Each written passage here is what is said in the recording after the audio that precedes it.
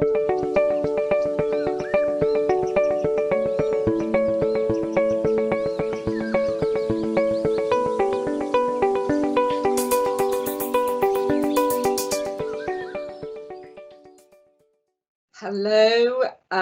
good morning, good afternoon, good evening, wherever you are. And a very, very warm welcome to our global panel discussion today.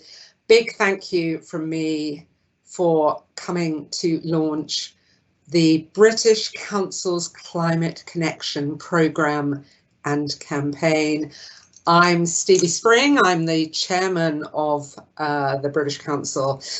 Now, I know that today we will all be in violent agreement that climate change, indeed all forms of environmental destruction, amount to the single greatest challenge facing our planet.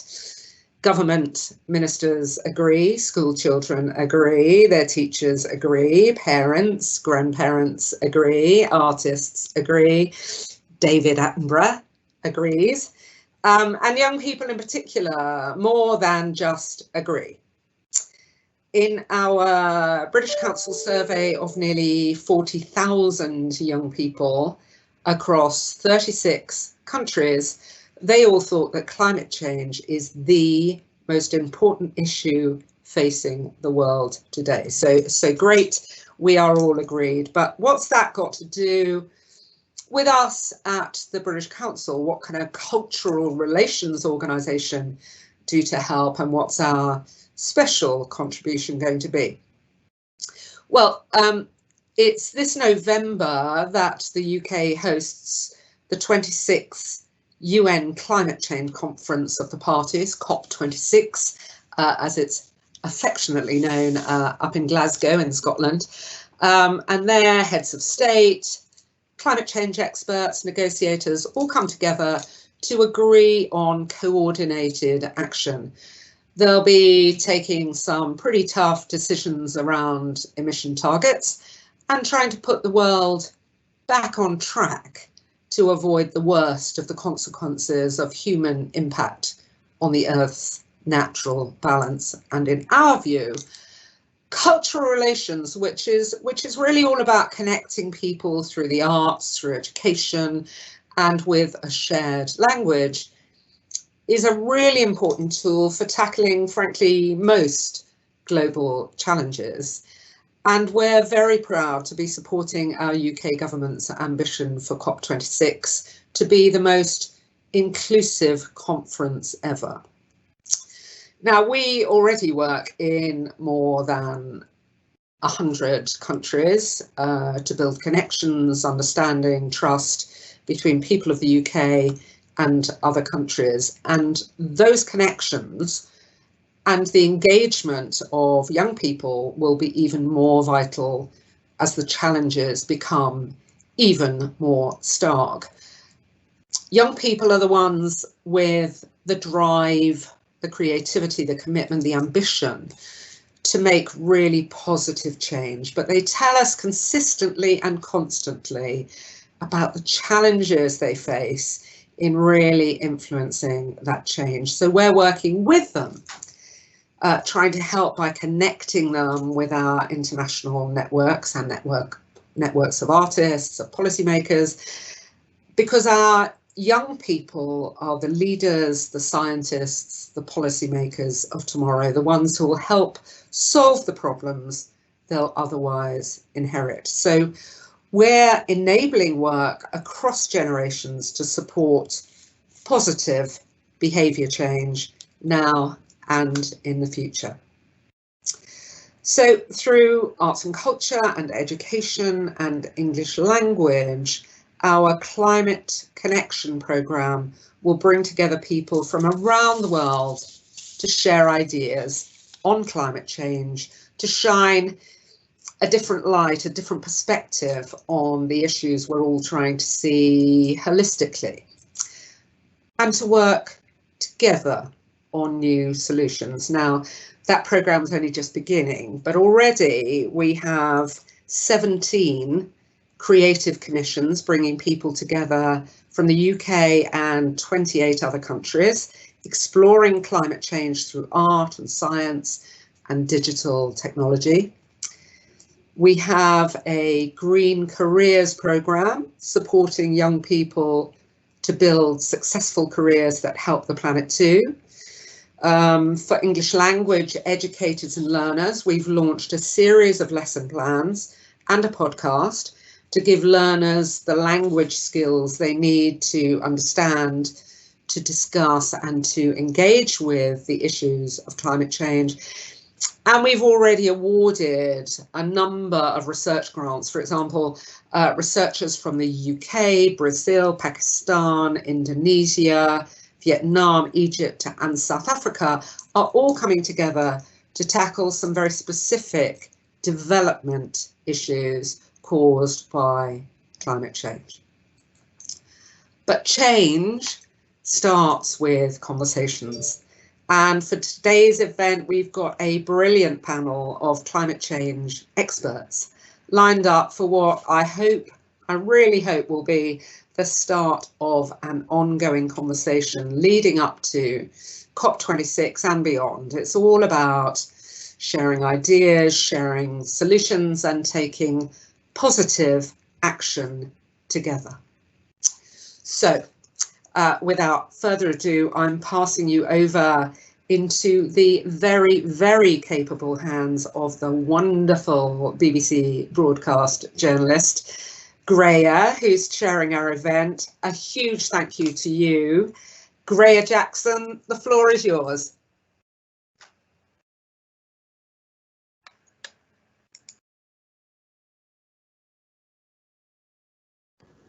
Graihagh, you're on mute.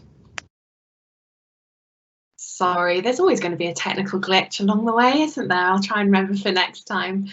So as Stevie says, my name's Graihagh Jackson. Thank you for the lovely introduction, Stevie. I'm a journalist and audiophile, which basically means I love all things radio and podcasting. In the past, I've worked for The Guardian, The Economist, the ABC, but at the moment I host a BBC World Service programme called The Climate Question, which you may have already guessed is all about climate change. We look at why we find it so hard to save our own planet and how we might change that. Today, though, I have a rather different hat on. I'm here to help guide today's discussion. And as Stevie says, I think there are three things we're really going to be looking at today. And that's the role of arts, culture and education in fighting climate change, what young people can do, and how we make sure these solutions are inclusive and equitable, that they work for everyone. So a very warm welcome to everyone at home. Thank you so much for joining us, and thank you to Stevie for that introduction to the Climate Connection campaign and what it entails. We've got a video to follow on from Stevie's message now.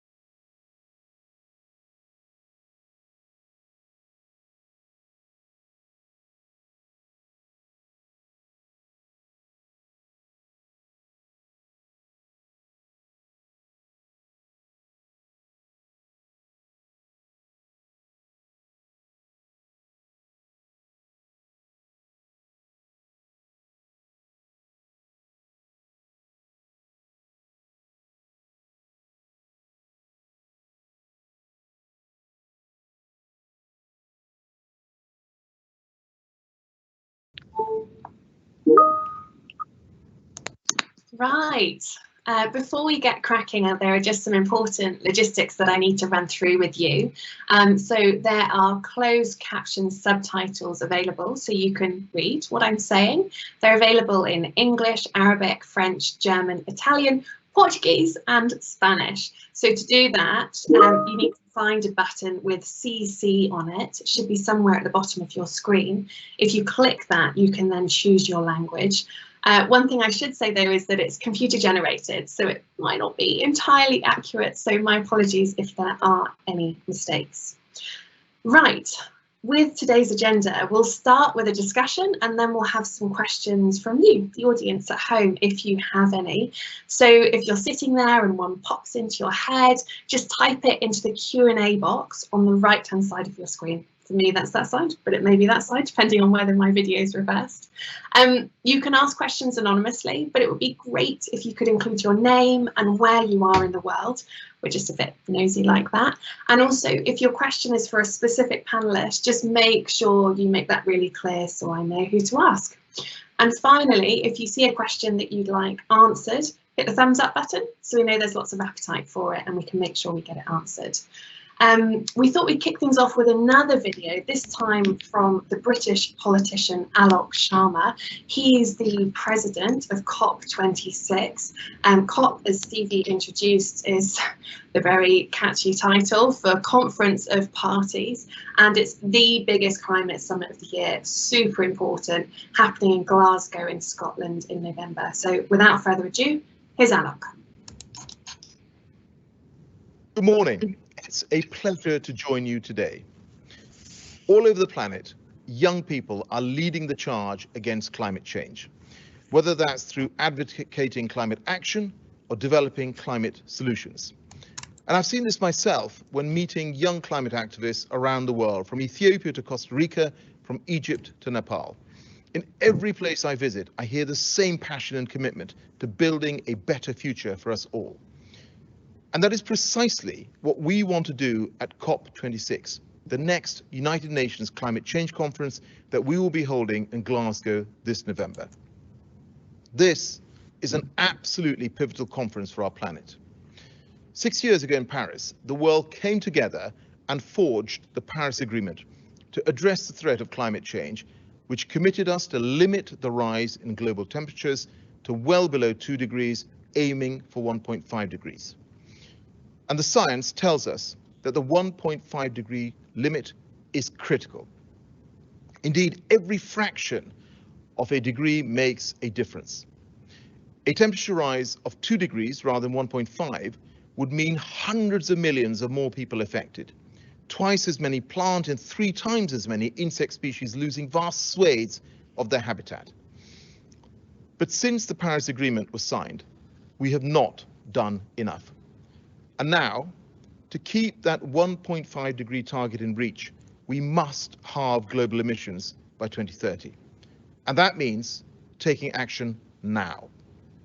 We must make decisions today that will drive down emissions throughout the next decade. And that is why COP26 is so critical. It must be the moment we come together as one planet and build a green, inclusive future. And that means putting the world on a path to driving down emissions until they reach net zero by the middle of the century. It means protecting people and nature from the effects of climate change. It means getting the finance in place to pay for those changes. And it means working together. Because addressing the climate crisis requires us all. We need businesses to reduce emissions, young people and civil society to advocate for change, and build support for ambitious government policy. Don't underestimate the power of this. It is immense. So COP26 is going to bring all of society on board. To bring young people into COP26, we've established the Civil Society and Youth Advisory Council to help shape COP26. We're working with Italy, who will host 400 young delegates from around the world for the Youth for Climate Driving Ambition event in Milan this September, where they will develop a declaration which will be shared with ministers attending the pre-COP, which is the final official meeting of ministers ahead of COP26. We're also supporting the 16th Conference of Youth, organized by the official youth group of the United Nations Climate Change Wing. And the conference will bring young people together from across the world and submit a declaration to the United Nations. And I'd like to encourage all of you to apply to attend the event and to submit statements to inform the declaration. A link has just gone out on the COP26 Twitter feed. And I'd like to thank the British Council for this Climate Connection programme, which brings people together from around the world to meet the challenges of climate change. And I urge all of you to keep pushing for action, because with all of us on board, we can make this the year we get on track to tackle the climate crisis, to keep 1.5 degrees alive and protect our planet for future generations. Thank you.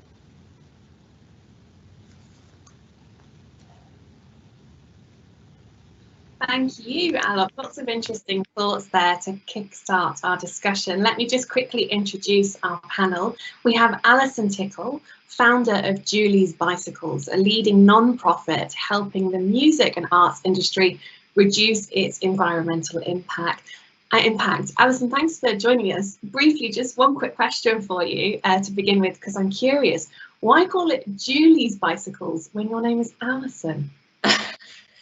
I'm not Julie, as you now know, because when we founded it by the music industry in 2007, we sat in a restaurant called Julie and I arrived on a bike, and it's as simple as that.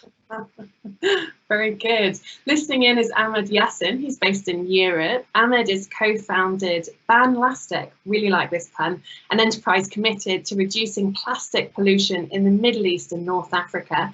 And if that's not enough, he's also established a platform to supply factories in Alexandria with clean energy as an alternative to fossil fuels. Briefly, just tell us a bit more about this platform, Ahmed. So hello, Graihagh, good morning. So I'm very delighted to be here all the way from Alexandria, Egypt. Yes, the platform is to connect, the suppliers of the clean energy to the most, the industrial places are present in Alexandria and other cities like Cairo, which is most affected by the emissions. So they started to look for more a sort of a clean energy and not costly and priceless. So not pricey, sorry. So we've connected those with the suppliers and the companies who can do that. And this platform's like a sort of a common ground, finding the best for the side of the factories and the side for the suppliers, so they can connect together.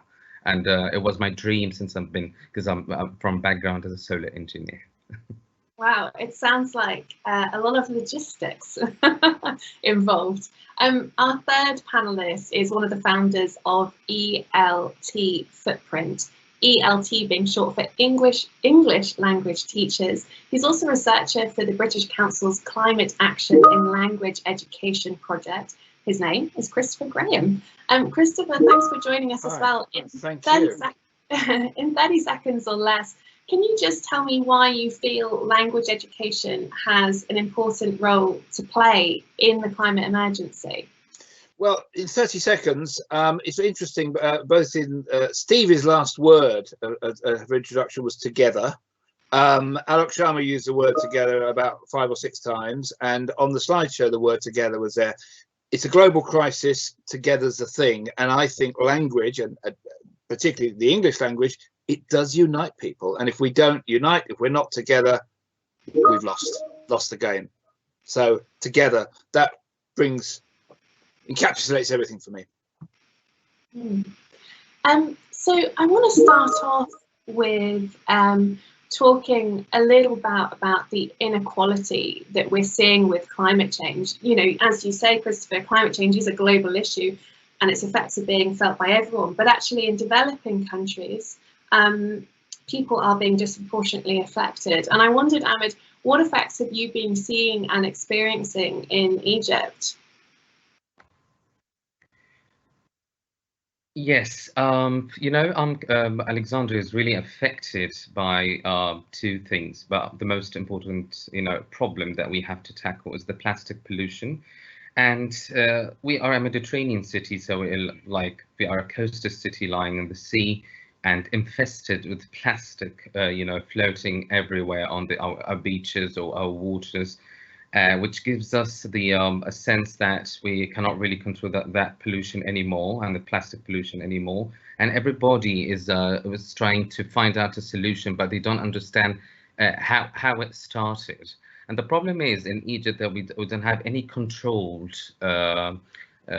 industry or any rules to control the plastic industry. It's one of the most, flourishing and booming industries, and everybody can take a loan to start a small factory, but without any, a sort of like a law to ban or to stop that.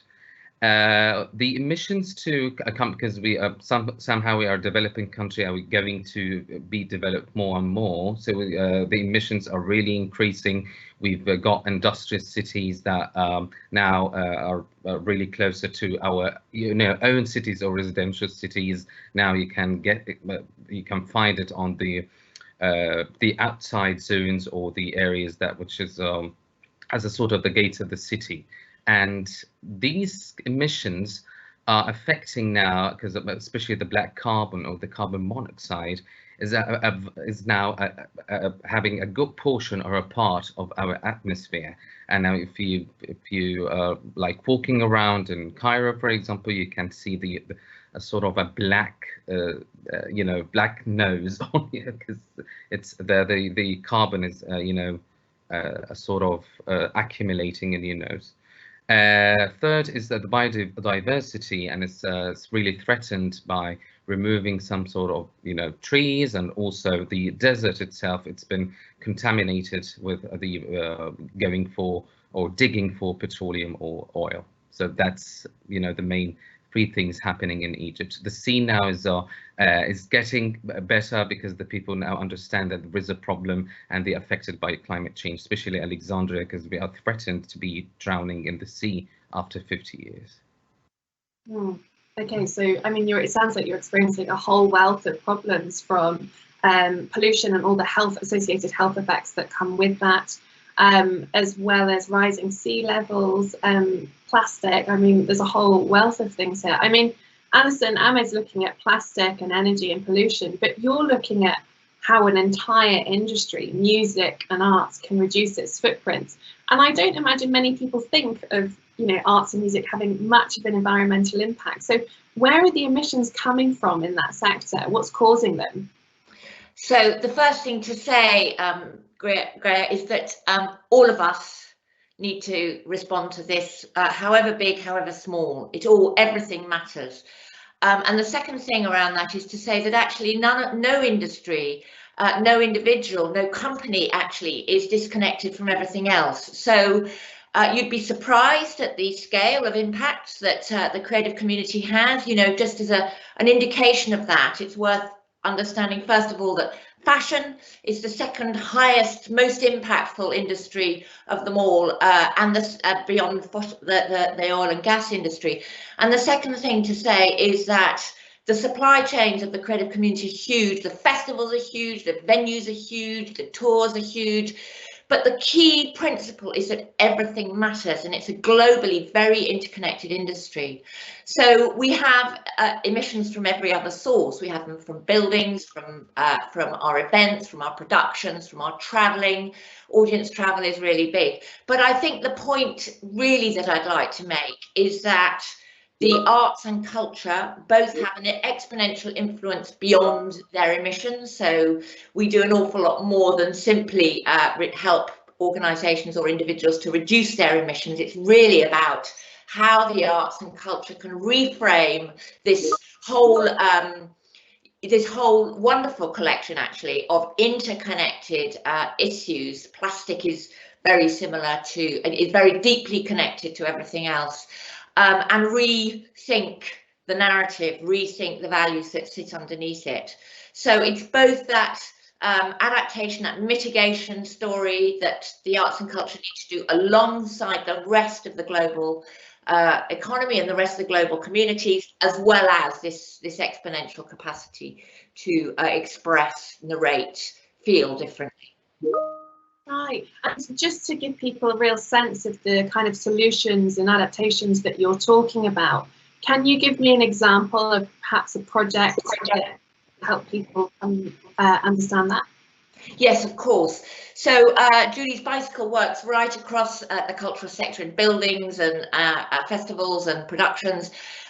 one of the things that one of the most impactful interventions that we've had, and this is really around looking at culture as a system, is to unpack what our impacts are, to measure them, and to work out ways of actually reducing them. And that might be it might be energy in our buildings.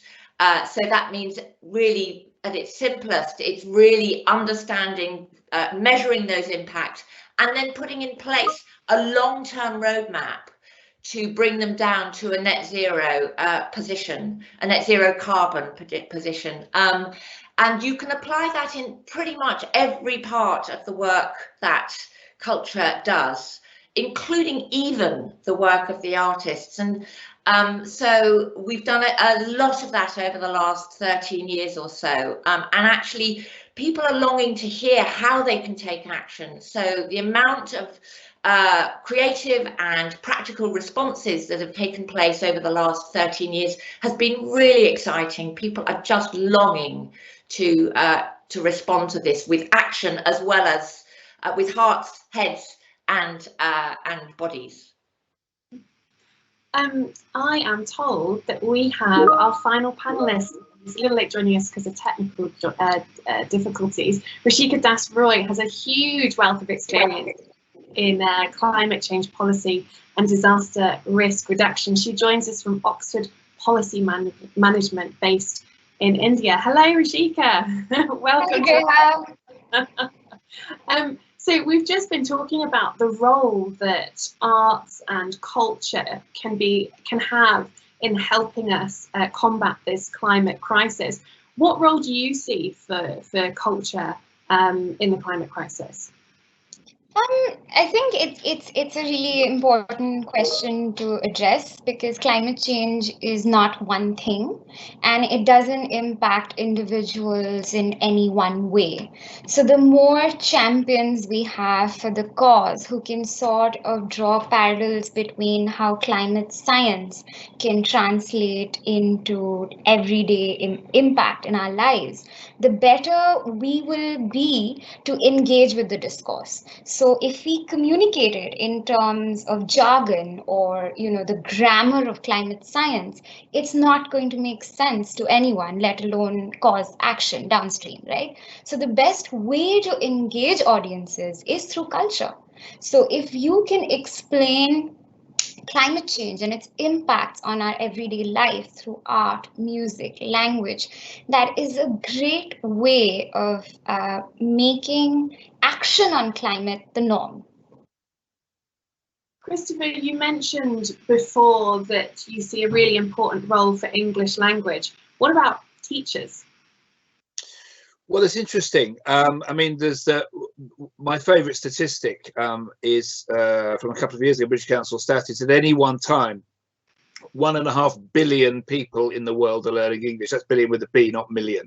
It's a lot of people around the world, and that does give us as educators, whether it's a British Council level, governmental level, or a school level, an immense opportunity. And I think my understanding, based on research I've done, is there is a huge desire around the world for teachers to integrate climate issues into their classrooms, climate topics into their classes. Their challenge is they don't know how to, on one side, and they feel they don't have the resources to do so. So I think those are the two things. One is teacher education, is making teachers feel confident to tackle these issues in class, and also ensuring they have the resources to do so. And that can come from two positions. One can be bottom up, whereby we encourage schools at school level, local level, to develop resources and to support teachers. But I think most importantly, it needs to be top down at ministerial level, where ministers, and this is happening around the world, it's happening in China, for example, where climate topics are compulsory now in English language education. So if you look at, I was looking recently at some primary course materials in China, they're storybooks, simple storybooks for very low level primary learners, really strong graphics, all of them around one climate issue. I mean, there's one I remember, little girl is upset because some evil farmer next door has cut down her favorite tree in the garden. So her granddad takes the tree and makes it into a desk. It's a very simple story for a 6-year-old. It's really charming, but it drives home that message, I think. So yes, it's supporting teachers, developing teachers, and making sure they have the tools to go into the class confidently, whether they're English teachers or whether teachers of other subjects. For me, climate has to be in every curriculum area. I mean, almost every curriculum area, and that very much includes English, really very much so. Yeah, I agree, because presumably teaching kids about climate change, and adults even actually, really empowers them and enables them to be able to stand up, to advocate. I mean, Alison, how important are young people in advocacy? Young people have really changed the dial. They've really moved the dial over the last 2 or 3 years on climate, and in fact before that, obviously we have Greta Thunberg, but we have many other people all over the world, young people who for years and years have been climate striking, have been protesting, have been indeed taking governments to court. There are 6 young people in the European Union right now who are taking 33 governments to court and have been invited to do so by the European Court of Human Rights. But so young people have got a huge amount to do. They've brought a huge amount of courage to this over the last few years. But as somebody said in the chat earlier on, and it was beautifully put, young people are also terrific problem solvers. They're incredibly creative. So we should be listening to young people and people of my age. We really need to take a step back and listen to what they're saying, because they are not just speaking to their truths, they're speaking to our truths. So I think it's very lazy for the older communities like myself to leave it all up to the young people, because this is deeply unfair. We really need to listen, heed, and use our own privileged power as older people to take their ideas, both their creative and problem-solving ideas, and their calls for change and their calls for action very seriously, and make way. I think so much of this is about agency, you know, what's within your ability to change. And, you know, that might be eating less meat or taking the bus or flying less. But I think if you own a business, say, you can have a much broader impact. And I wondered, Ahmed, how do you make sure that an enterprise is both sustainable for you, but also the planet? You know, you really touched upon a very important point, is the economic aspect must be in the equation when you are tackling the climate change. Because one of the, the drawbacks that stop us from advocating for climate is the only excuse or reason that the economy will be affected. It's not easy to adapt. It's not easy to phase out, for example, the plastic, especially. So we've got new ideas, as I really agree with Alison, because everybody in our social enterprise is young and is creative and offering some sort of ideas that can adapt. So we are trying now to get the economic aspect as a part of the equation. We're connecting the decision makers to support us with laws, and that happened with my project. Is one of the busiest streets in Alexandria. Now we're connecting with the shop owners to to alternate and to go for alternatives to the single-use plastic. By the support of the government, they offered us a sort of a sticker, but so it never happened in Egypt before, but now we have this solution. And also by a sort of sponsoring those products just to be less pricey and to give the shop owners a lift, as they call it, to go further in using the alternatives to the plastic, the single-use plastic. I do really see that if we have completed the triangle of the government, civil society and community, we will push the climate advocacy into further actions. And I never thought, since 2017 when I started or 2018 Banlastics, I never thought that Egypt will be part of this, but now we are a vital part. We're now negotiating with the decision makers. So it's happening, but we need to push more, because we are in the countdown now. So the climate change is a climate emergency now. So we need to step ahead. Thank you.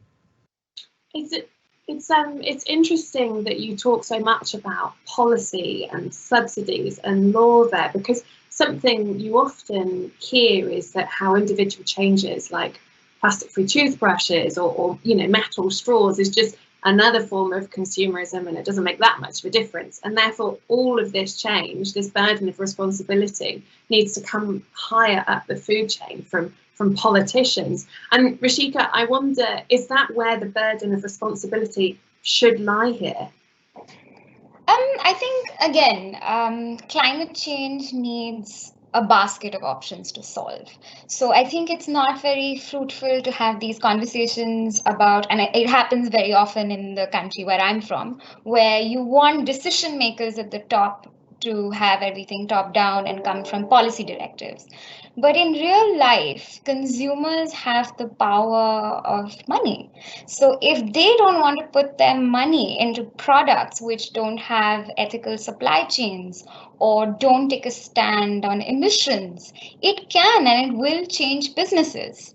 So I think it needs to be a two-way street where, yes, there is top-down policy directives, and that is the kind of work that I'm engaged in with national and subnational governments, and seeing how action on climate change can be brought about, at scale. But along with that, we need individual actions, we need simple doable actions, and that is where the tipping points start for collective action. And I agree with Alison when she was talking about younger people. And I think the reason why they make such a big difference is because they're not mired in this conversation between climate science and climate policy.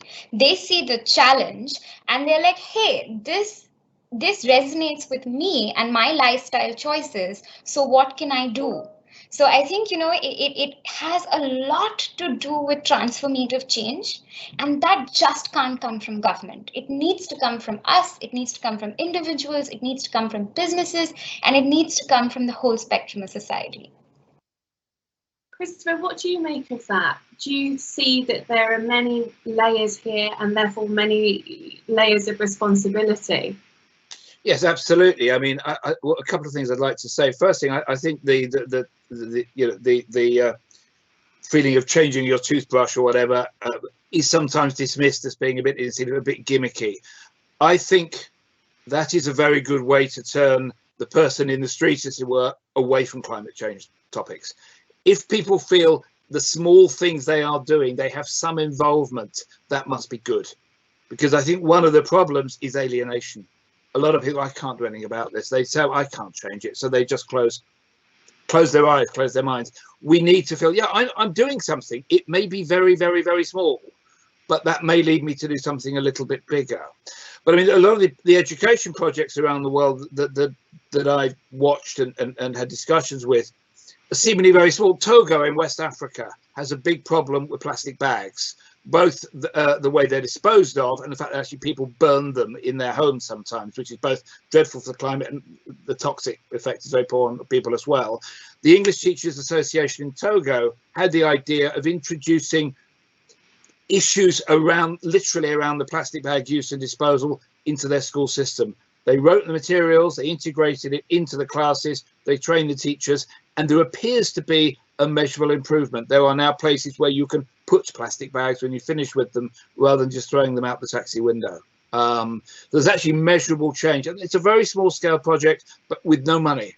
But low level stuff can really be very effective quite quickly, I think. And of course, it empowers people. And it's ideas like that need to be shared as well, because if they can do it, we can do it. And I think that's one of the biggest challenges we have in climate discussions is we're not always very good at sharing ideas. If I find someone down the road is doing it, well, I'll change it a little bit, but then we can do it.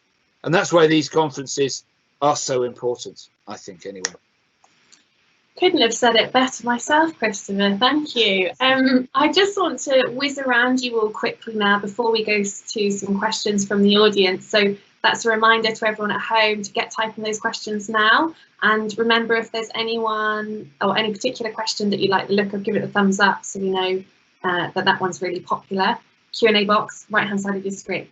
So I think something that we haven't really talked about is the role of COP26, this big climate conference that's going to happen later this year. How do you think people can influence policymakers in the build-up to COP, Alison? Okay, so this is such an important moment, actually. So is after COP. So there's the COP itself and the conversations that take place there, and then there's after COP. So what happened for the last big COP conversation, which resulted in 2015 in the Paris Agreement, which was a real landmark moment because governments came together on a completely different scale. What happened around that to make it so successful was the role of the non-politicians, so-called non-state actors, who lobbied, who made a noise, who got out on the streets, who said basically, both to the world and to their own governments, we really care about this. So I think this is a really small thing to do, but it's a really important thing to do, is to get out there, social media, join your local community groups, listen to some of the music, some of the media, make some noise, write to your local politicians to say you care, you really do care a lot about this. That role of those non-state actors, so-called, which is basically us, civil society, was pivotal in making sure that those talks were successful. And we have 6 months to do the same again. So really, we just need to make a noise that it matters. I mean, Ahmed,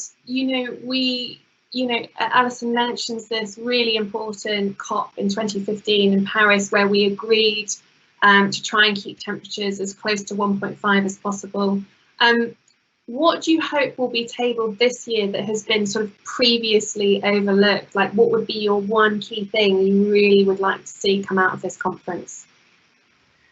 One of the most important things is the plan, because we always lack plans that can, draw or design the future. It's really important to get all the three things like the biodiversity, waste, pollution, and also the emissions on the table. And we need to get into all countries. All countries must be included, because somehow the past COPs or the past conferences is always about big decision makers, big countries, but they're not involving the most important countries, which is like Africa, for example.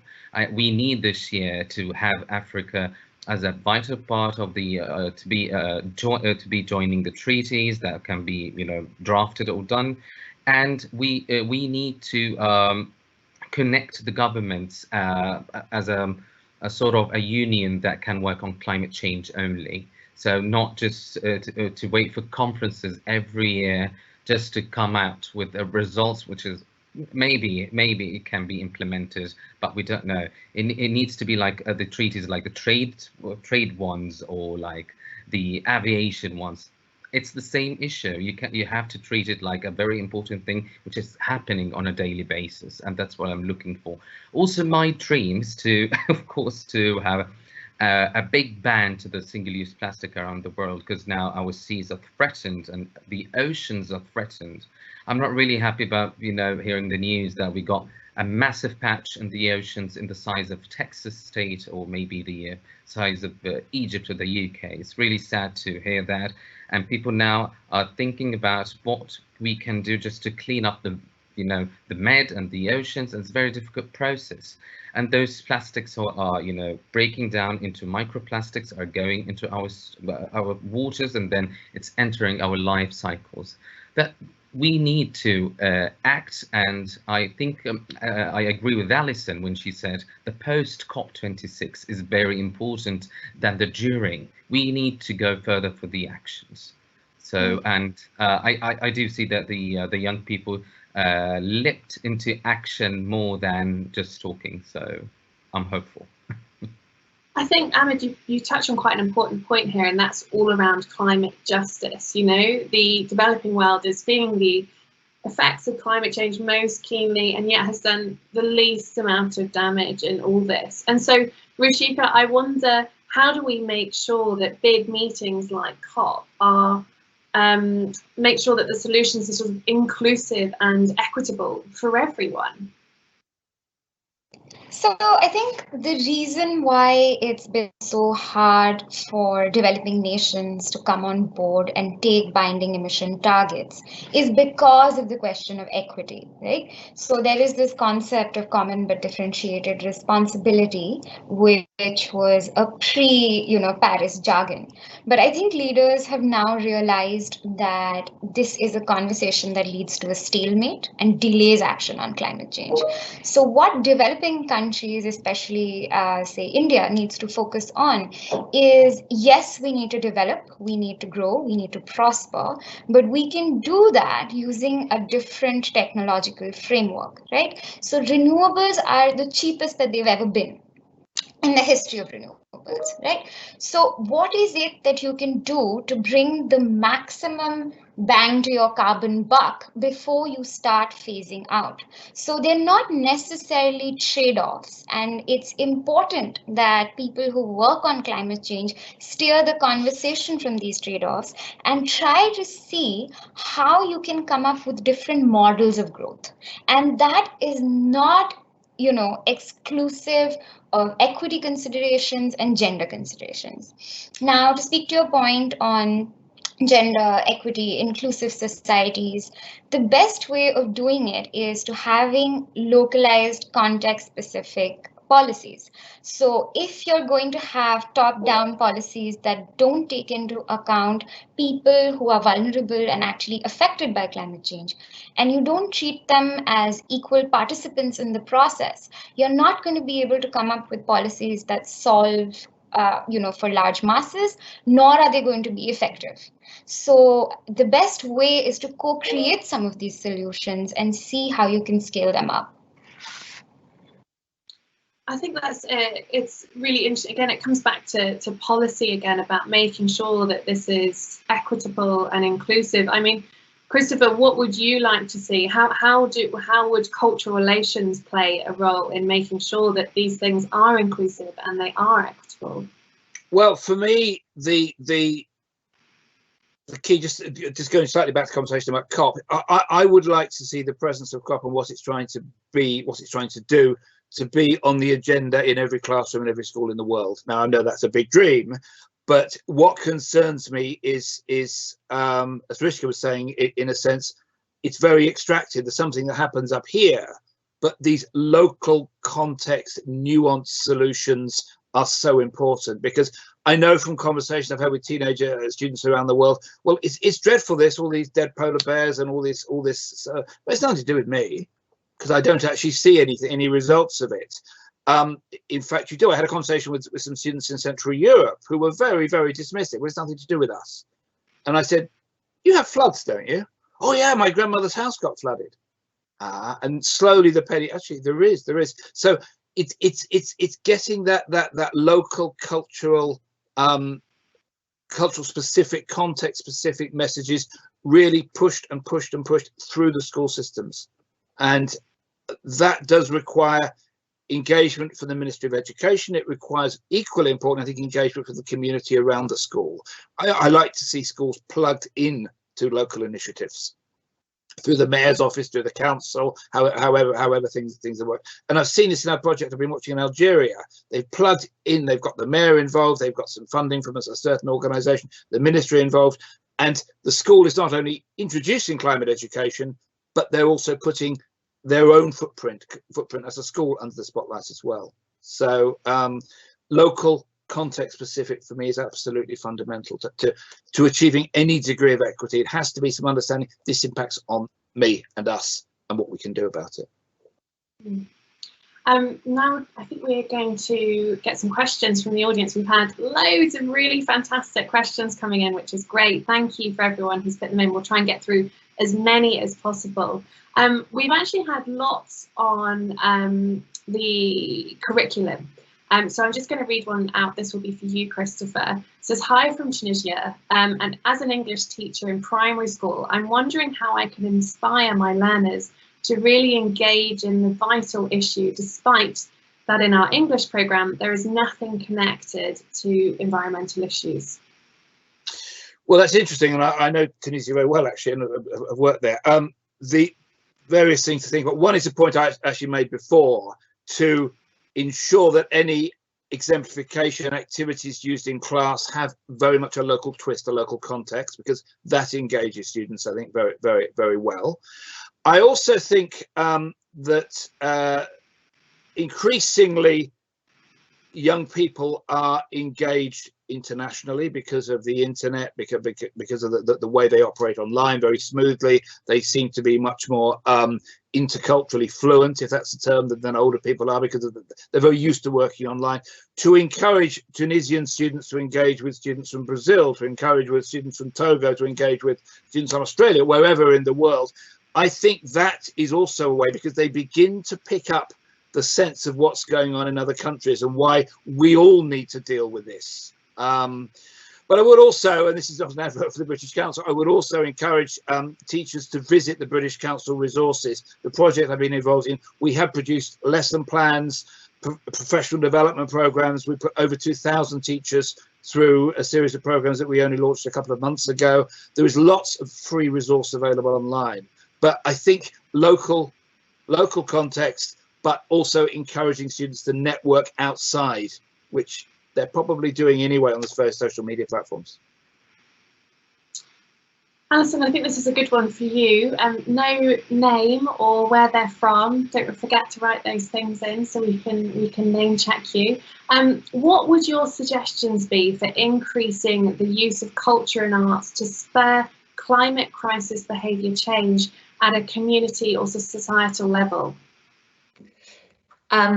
So the role of the arts and culture is huge in this. So and I will say something quite bold. I'm very prepared to be proved wrong, but I do think that had we brought culture, and I include in that education actually in language, but had we brought culture and the arts into the heart of conversations about climate much sooner, we might well be in a very different place.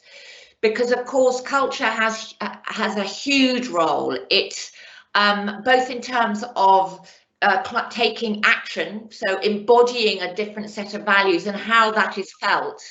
We're just beginning to understand that we can really use this incredible collection of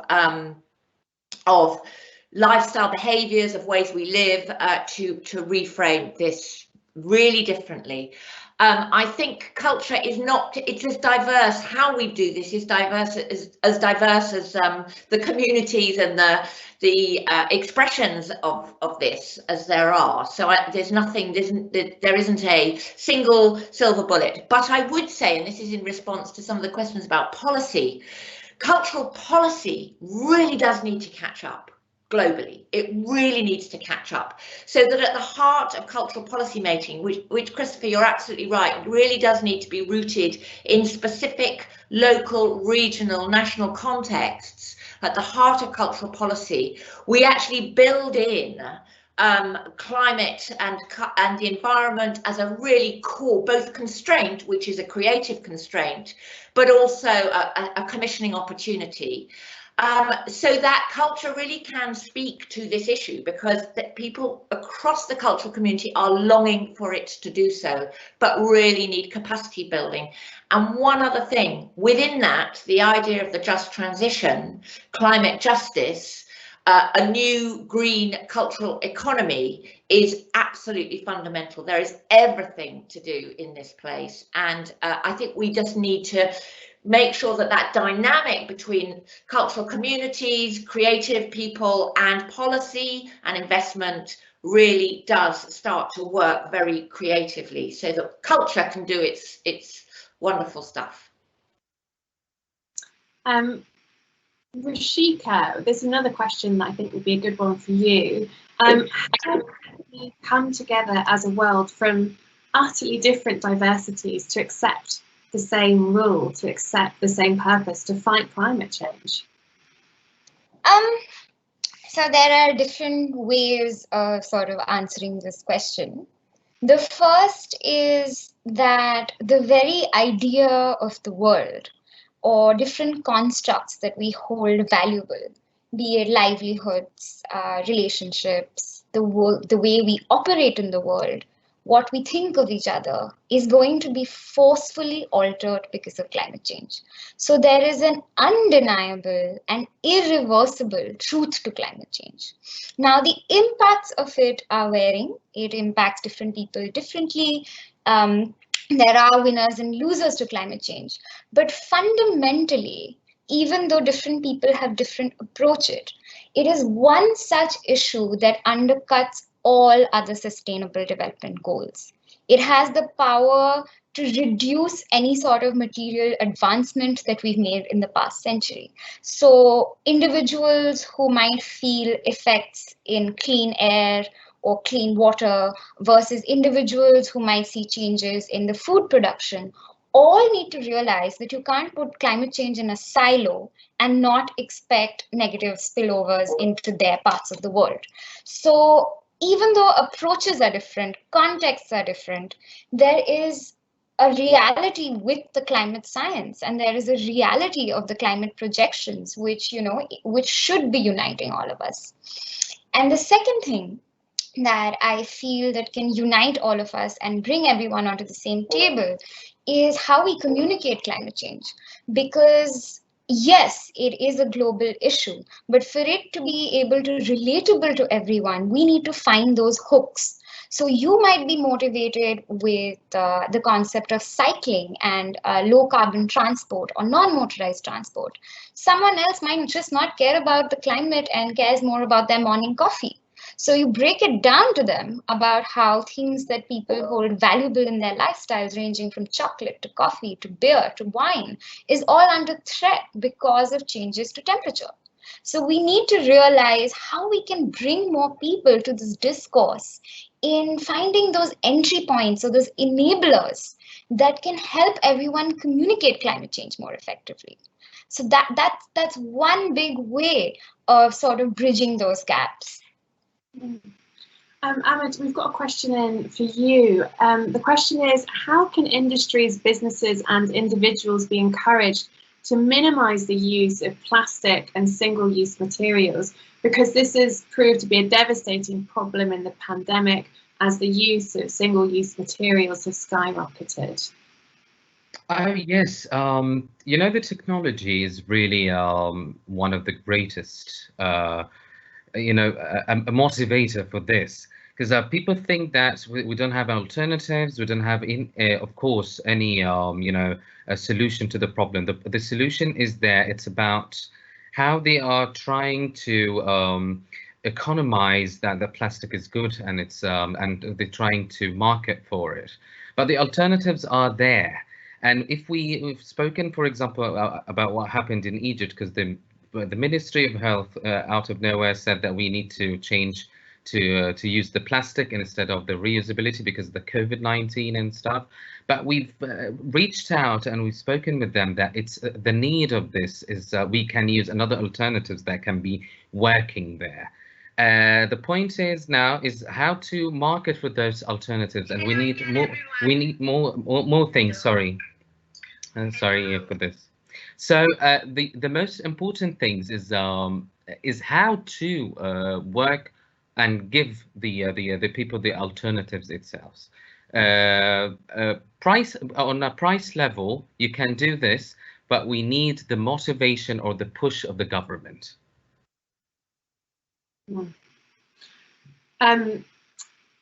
So we're getting lots of questions about what people can do as individuals, behavioural change, and how young people can get involved in climate action and advocacy. So what would you say your 5 most important things are that you can do in your daily lives that have a big impact on reducing climate change? Christopher, should we go to you first? Well, coming to the point of position as an educator or somebody who works with schools around the world, I think schools need to encourage advocates. They need to encourage challengers. They need to encourage people who will go home to mum and dad and say, why have we got 25 plastic bags in that cupboard in the kitchen when we only need one cloth one or whatever? That low level hassling, if that's not a very technical word, from students. Just lobby, push, push, push, give them the confidence to do it, give them the tools to do it. And with older students, encourage them also to make tight, effective arguments that they can start to use in the community as they go into the workplace, as they go into tertiary education. I think we need schools to have the confidence to produce people who will go out there and hassle and advocate and shout and bully and scream. In effect, I suppose I want to see schools make students angry. I don't think there's anything bad about that. However, I think as educators, we also have to be very careful, particularly with younger students and younger teenagers, about scaring them. Eco-anxiety is a thing, as we all know, I think, because there's a risk of, oh, it's horrible, I can't do anything about this, I'll just shut down. So it's a crisis, it's an emergency, but look, we can do something if we do it this afternoon or soon, basically. And I think that's tremendously important. But boy, it takes a lot of courage for teachers to do that. And it also requires ministries of education or school boards to have the confidence to allow that to happen. Because we are creating people who hopefully we're creating students who will go out there and fight the cause. But that is not always easy to do. Alison, what would you say are some of the most important things that the average person can do in their daily lives to help fight climate change? Okay, so there's what you do, there's what you ask for, and there's what you talk about. And I think what you do is, it really depends on where you are in the world, but certainly in my country and in many countries, eating less meat is considered one of the really key things that we can look at, and reduce. We can generally reduce our impact through our lifestyles, through buying less, through avoiding plastics, all the obvious things. And I think those are very obvious. But I think that the other kind of areas about what we ask for is, I think there is something about asking those to whom we are often feel very powerless for more accountability. That might be packaging, it might be energy, it might be education, but also what we can influence, which we can't necessarily do ourselves. And those are things like voting. So getting out and voting for those who are supporting climate. So, you know, essentially there's something about, there's voting, there's bringing hope to it, listening to, thinking about how the world, this is a wonderful opportunity actually to rethink what have been very toxic, very supremacist values. It's an incredible moment where we can actually rethink, recreate, redraw what it is that matters and bring hope, joy, love, care, compassion into the world around us. And the last thing I would say is, if it's possible, if you can, get out into the countryside or into nature, into a park, up a tree, take a big sniff and feel really what matters about the world. And if you can't, then we need to do something, we need to lobby for everybody to have access to Mother Earth. Rishika, that was it's quite extensive list there from Alison, but is there anything that you would add to that, particularly from like a policy perspective? So in terms of policy perspective, there are a bunch of things decision makers can do. And a lot of that will have to either formally shift consumption patterns. So you can subsidize something over the other, thereby moving or nudging or pushing the consumer into a certain set of choices.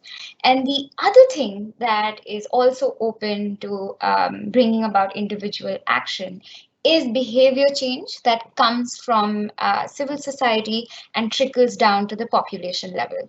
Now, there are a couple of things individuals can do, especially in countries where policies don't support these changes, because there are countries which don't really have very pro-green or green-friendly policies at the moment. So in countries such as those, the best thing for individuals to do is 3 steps. So the bare minimum, or the first step, is to engage, educate, and communicate. And we often take that for granted because, you know, we especially when people talk about climate change, it's about a polar bear, the melting, melting ice caps, sea level rise. We don't really humanize the issue. So if you engage in a meaningful dialogue, break it down, it always will make the other person in front of you more curious about their own actions. The second step, and this is where individual action really counts, is lifestyle change. And oftentimes people think it's greenwashing, it's gimmicky, but actually transport, energy, and food are the 3 top emitters of greenhouse gases. And the lifestyle emissions that come out of this, especially with the food chain, especially with transport, and as simple things like energy at home. So what we do at home when no one's watching, you're not on social media, in your most intimate spaces, the choices you make with regard to electricity or how you travel or what you consume, how much Amazon you order and how many piles of boxes you have, which are not recycling. Those are the things individuals can really tap into. And this leads to my third point, which, is a multiplier effect. So your individual actions become the new norm, and that nudges people around you to act, because you don't want to be the only one who's not taking action on climate change, right? So from the continuum of education and engagement, we come to actual tangible actions, which in turn change how individuals and then communities can act on climate change. Like a ripple effect, so to speak. I mean, I think, there are lots of things we can all be doing, and a lot of this comes down to lifestyle preferences, what we all do and eat and how we get to work and what have you. And I think one thing that's worth noting is changing your habits is really hard. It's not an easy thing to do. And so, Ahmed, I wondered what changes you've made in your life and how you've managed to stay the course, how you've managed to stick to those resolutions.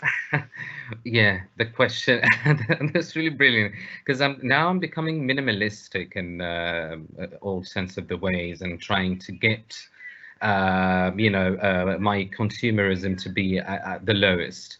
I'm thinking about, of course, all the alternatives. I'm doing my research and giving some sort of tips to the people to understand how we can be minimalistic at the time. Now, because I'm solar engineer at the same time working in the waste film, I'm always thinking about both aspects and stuff.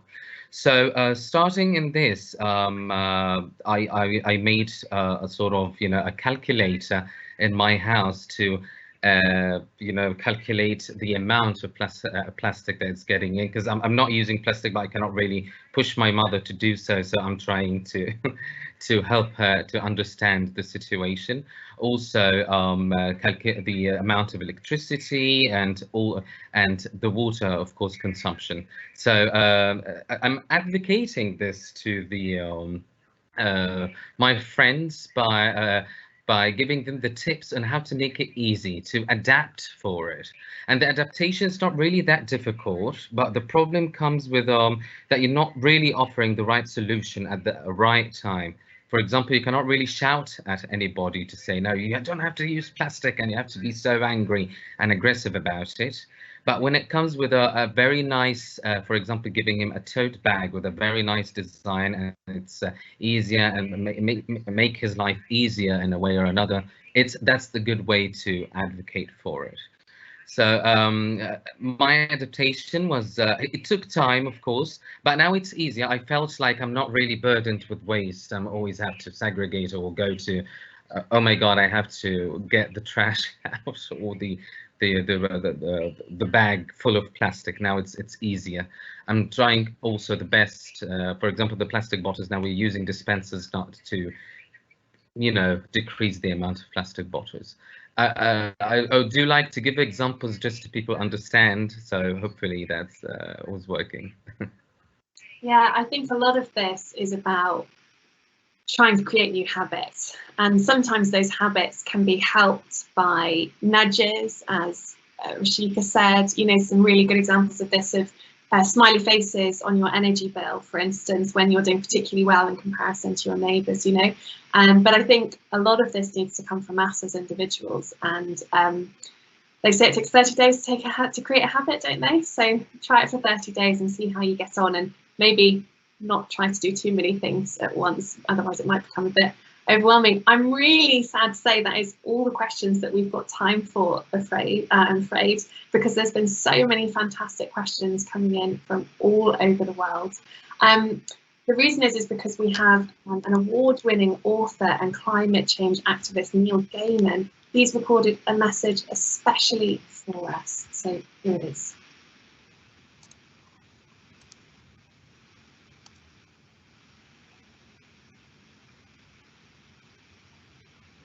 Millions of years, human beings and the versions of us that weren't quite human beings have existed in a relationship with the world around them, with the natural environment. We learned how to eat in it, we learned how to survive in it, we learned how to protect ourselves from the elements, we learned how to travel through it. And that's something that never changes. People evolved, people learned, people came about in the natural environment. Right now, I'm in New Zealand, a place that human beings have changed enormously by coming in, by doing foolish, short-sighted things. They brought in rabbits to a place that really only had birds, and then were getting overrun by rabbits, so decided to bring in stoats and weasels, and rapidly discovered that the stoats and weasels might have been eating the occasional rabbit, but they were also doing incredible harm to wonderful native birds. I'm in a place where they're trying really hard to put things right, and in which they're very close to whatever happens with climate. All the climate changes are affecting people here. Young people have been the catalyst of a lot of important movements over history, partly because they're not tired and because they know that things can be different. They understand that a few determined people, a few loud people, a few people who are prepared to take risks, prepared to stand up and be counted, can change the world, can change the way that things are. It doesn't always have to be this way. And right now, I'm so enormously impressed by all of the activism, all of the noises young people are making, and the actions they're taking to support those noises. They are talking the talk, and a lot of them are walking the walk as well, and that makes us reconsider. I, as a writer, used to travel an incredible amount around the world. Now I look at the travel practices that I had even up to a couple of years ago, and I go, that's not sustainable. It's not sustainable for the world. I need to rethink this. I need to do stuff that's different. I'm a storyteller. It's my job to tell people stories, very often to tell them stories that aren't true, in order to illuminate greater truths, in order to tell them things that maybe they already know, maybe they haven't quite let themselves face, haven't quite let themselves confront. And right now, we're facing disaster. The news is not good.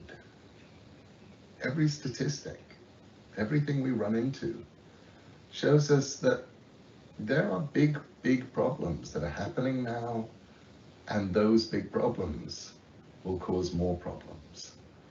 And we should have acted 30 years ago. We should have acted 20 years ago. But if we weren't acting 30 years ago and we weren't acting 20 years ago, the best time to act is now. Join the British Council's The Climate Connection conversation to connect with people around the world to discover, share, and act on climate change.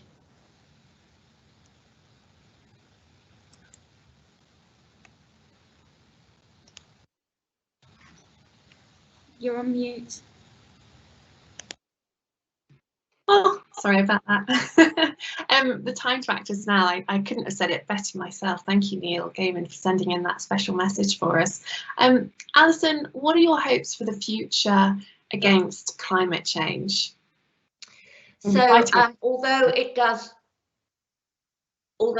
feel very grim at the moment, I think it's really good to have a sense of the slightly longer view. So if we look at how quickly things have changed, not just in the last year, and the change has been really profound and really dramatic, but over the last 5 years and perhaps even 10 years, there is a greater sense of awareness, of activism, of commitment to really exploring this than there has ever been before. So although it's a really tough situation, and every time we hear from the field itself, we find that things are really very, really serious. I've never felt actually more optimistic that there are more people who want to bring their best selves into this space, work together, collaborate really differently.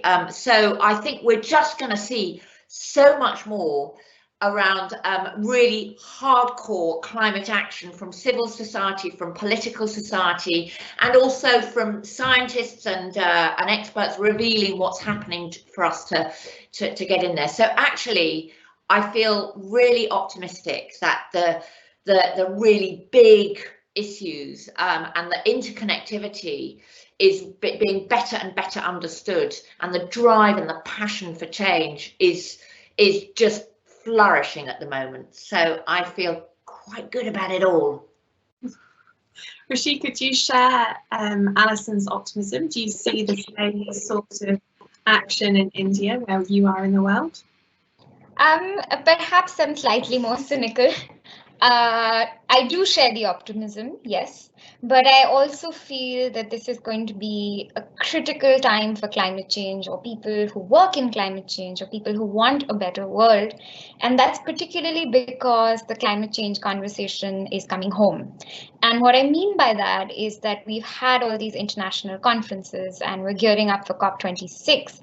But what actually matters, and Alison was actually saying this before, is what countries and nations do domestically.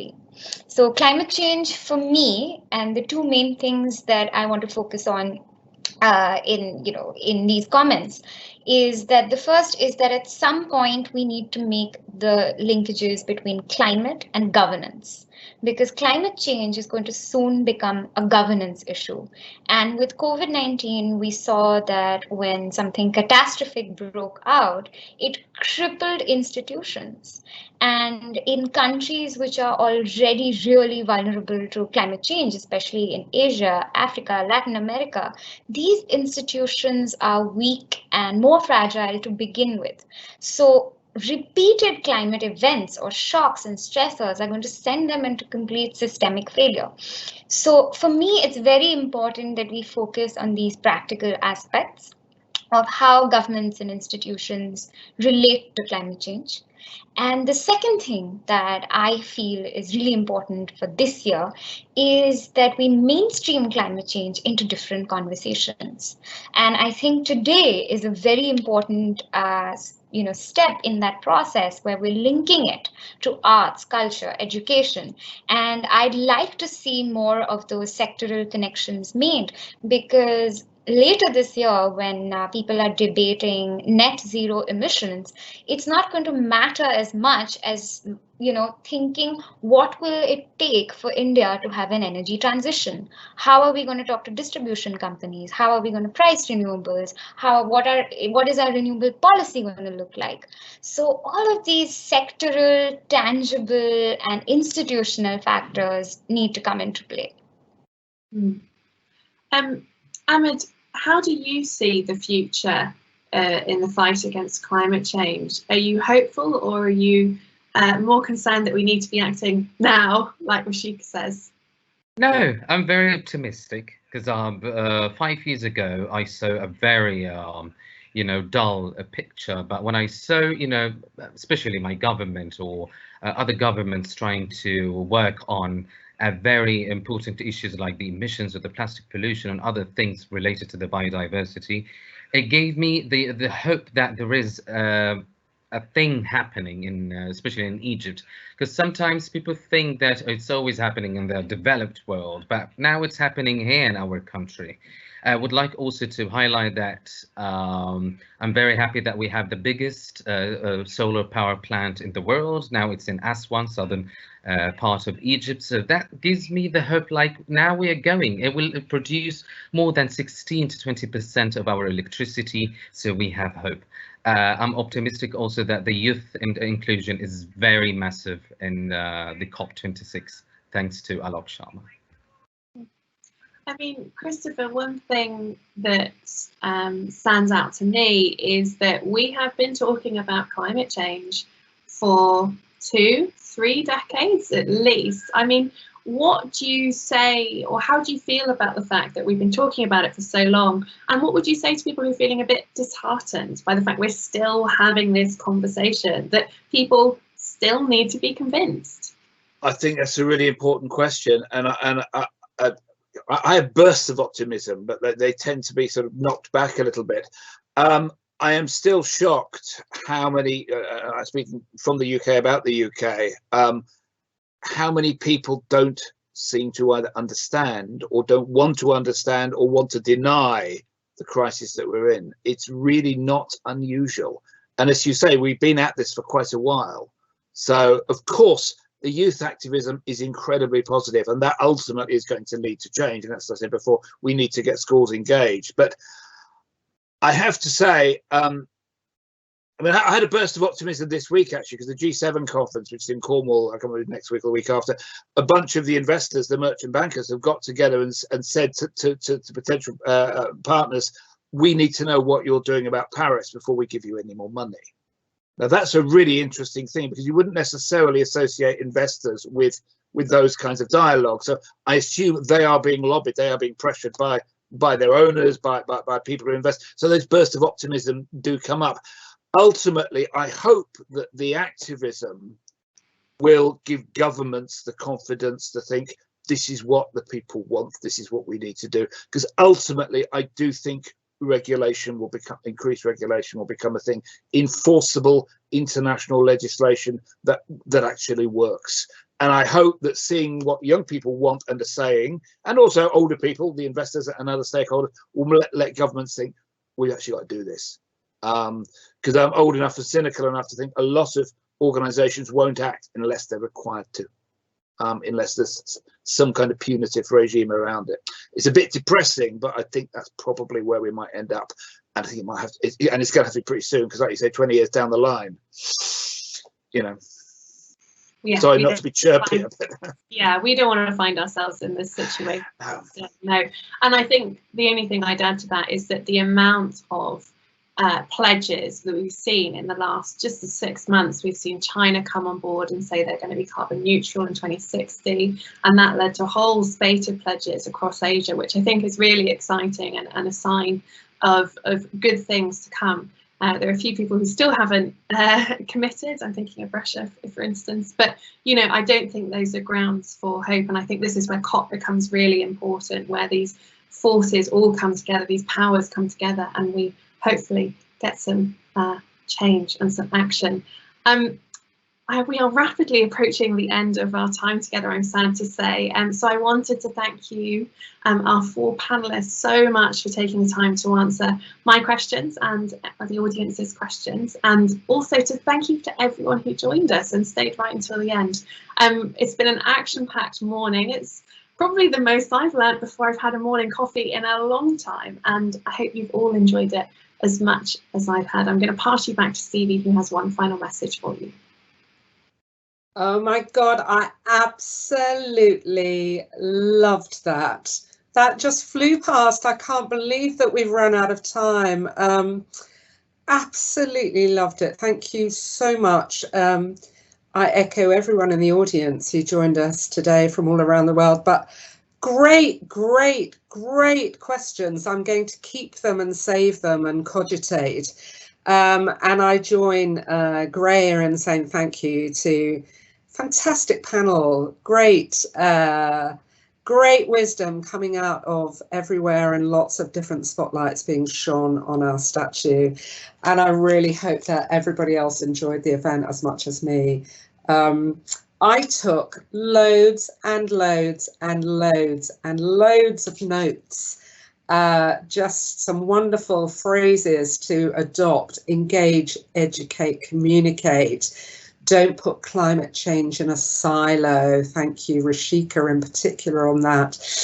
And I think that, you know, Christopher, indeed, all of the panelists talking about that collective responsibility, how every little helps. I found myself thinking about what I do personally, what we do through the British Council, and I was delighted that our new British Council building got the second highest score ever in the world for a major development on its environmental assessment. So that's fantastic. And some of the other things I do, I very recently, as chairman of remuneration for the Co-op group, put emission targets into executive bonus targets. So I'm going to be really interested to see what a difference that makes in boosting activity. So much going on. I loved the comment about, I think it was in the chat, about focusing on positives of what action can bring rather than just on the negatives of inaction. And I think that's a really important point. But most importantly, we all need to take risks. We all need to stand up and be counted. And as I said at the beginning, this is the start of the conversation, but we want it to be a conversation about doing as well as just saying, because we all know that future generations are going to judge us by what we've done, not by just what we said we would do. So thank you for the plug, Christopher. Head along to the British Council website, britishcouncil.org/climate connection. Lots more information, lots more resources there. Please carry on the conversation on social media. Use the hashtag the climate connection. And Graihagh, I think you've well earned the plug. Please do listen in to the Climate Question podcast with Graihagh. It really is very good. We were talking about it before we started today, and I'm a big fan. I urge you to listen in. So that's it. We are genuinely out of time. Thank you, Graihagh. Thank you, Rishika. Thank you, Christopher. Thank you, Ahmed. Thank you, Alison. Thank you in absentia, Alok, Sharma and Neil Gaiman. What a fantastic start to our day, and I hope a fantastic end to the day of friends around the world. Thank you for coming along. Good luck in all of your future connecting and challenging and creating a better world. Stay safe.